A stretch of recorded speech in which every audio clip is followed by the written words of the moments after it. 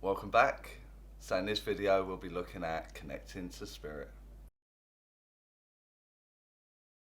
So last night I was working at Stansted Hall for Friends of Stansted Hall. It's like a little circle that's running the Pioneer Centre, and they invited me in. And something profound happened in that meeting, that circle, that event that I thought I should share on a video. I went in as my typical self and told them I'm not accepting rubbish, and just to fire it up, get the gears moving, and connecting to the spirit world, just running a link as normal.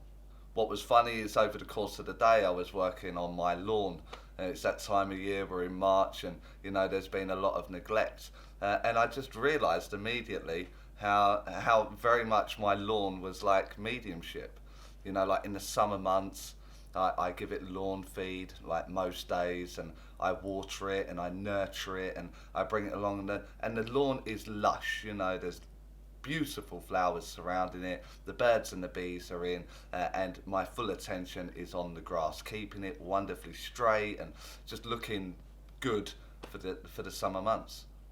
Then we get to the winter, and things have died back, and before you know it, at 4-6 weeks later, there's patches that are starting to show on the lawn, and because I've neglected it, I've done nothing with it, and so now I'm back round to that time of year where I want it looking good again. And I realised very much, I actually stood there and said, you are like mediumship. If I give it a little bit of neglect, within a very short space of time, patches are starting to show. The rust has sort of kicked in, and I'm not very good at that bit. And yet when I fire it up and I pay lots of attention to it, and I'm looking at it and I'm nurturing it and I'm striving for more, it becomes very lush again. It's very pretty, it's very full. The grass is full, the mediumship is full. And I was explaining this to this group yesterday. I then asked if anyone had a problem with connecting to spirit, and I'm sure she won't mind me talking about it, but this young lady put her hand up. She went, yeah, sometimes it does, sometimes it doesn't. And for the exercise that I was going to run, it required an establishment, like where I can just go to the spirit world and I can just go and get a link. She said, no, I can't get it all the time. I can't, I fail. Sometimes it works, sometimes it doesn't. And I literally turned around and said to her, I don't accept that. The spirit world are there at all times. Therefore, the only failing in that mechanic there must be you. Because the spirit world are there all the time. I demonstrate this time and time again. Every time I look for it, it's there. Therefore, it can only be you that's messing that up. I'm not sure if she agreed with me. Maybe she's had tutors over the years through her development. I don't know how long she had been developing, but maybe it was said to her that there is no guarantee. Maybe you won't connect this time. Maybe it won't work for you, and it's just one of those days. And that highlights exactly the point of the video. Like, the power in that word there is someone is giving me permission to bail out. Someone's saying, I'm allowed to get this wrong. This may potentially go wrong. And in my statement, immediately I said to her, I don't accept that. The spirit world are there, off you go and get it. So she looked at me a little bit funny, because it was a very large group. It was a very good turnout for the couple of hours that I was working there. And I said to her, in front of everybody, in front of the group, go now, go get it now. And I think she thought I was joking initially. So off she goes, like she's sitting there, we're in this huge circle, or semicircle, I don't know why we call it a circle, this huge like half moon shape. And I said to her, go now, off you go get it. And I said, because it's already taking place, it's already happened. And she went, And then I said, you're already aware whether it's a man or a woman or a boy or a girl. And she stumbled on her words, and I said, that right there is you arguing with it. That right there is you analysing what it is that you've got. To which she agreed with me. She then presented a young lady, 30s or something like that. My memory fades me right now. She then gave a handful of more statements. 3 or 4 statements that were reasonably good. They would have pinpointed the place that she needed to be. It come to offering it out, and 2 hands went up.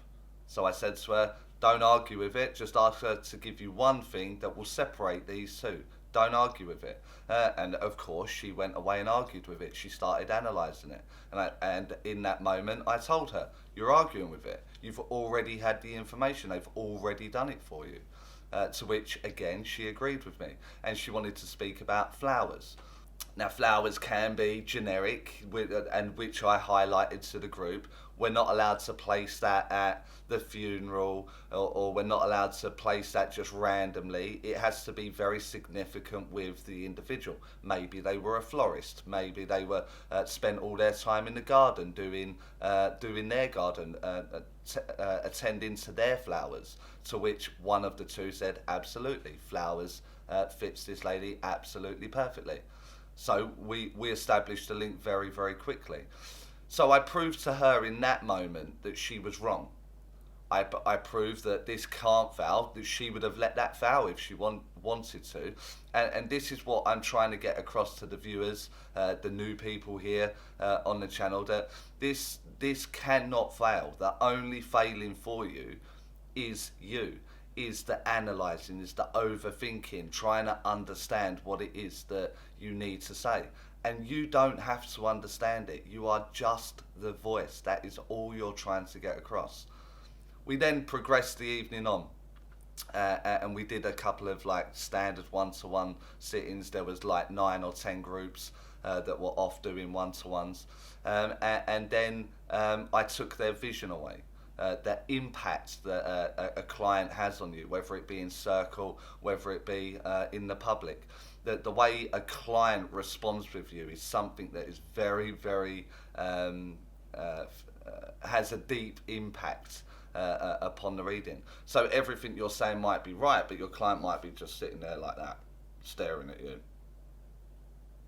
And that gets really awkward, doesn't it? I mean, that probably felt awkward to you on the camera there. Yeah, and they're kind of like, you know, screwing their face up, rolling their eyes, you know, all that kind of stuff. Yet every statement might be correct.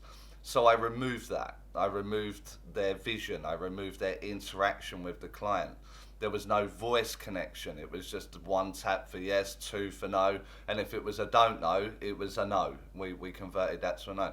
So they were all sitting there blindfolded to remove that impact there, which meant heightened sensitivity in the instrument. So the only one we've taken away is the vision, but they have to rely on everything else. And then no voice, so they could only react on what the knee tap was, which meant they had to speak. They had to keep talking. They had to keep moving it, because it's even more awkward to just sit there in silence.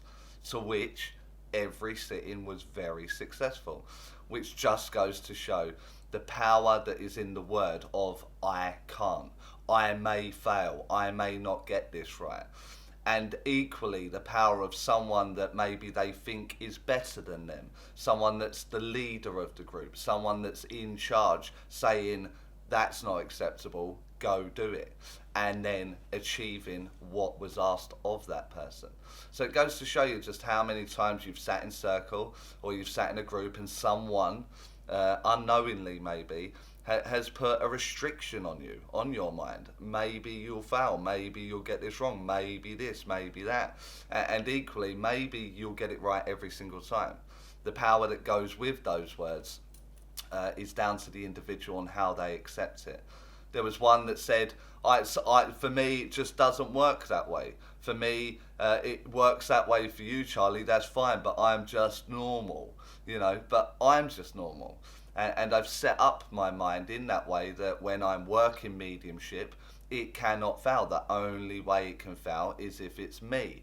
So I turned that around. I gave myself a fail-safe switch, knowing that the spirit world will definitely be there, knowing that their loved ones sat there right in front of me. Of course they want to talk. So it's me that's got to be messing that up. So the override for me was whatever comes in, I will speak. Whatever happens, I will speak. And in that process of learning, I learned what should and shouldn't be said and how I should and shouldn't say it. And these things are part of that database that I've been talking about lately. That it's that reference point. You know what should be spoken about, what shouldn't be spoken about, so on and so forth.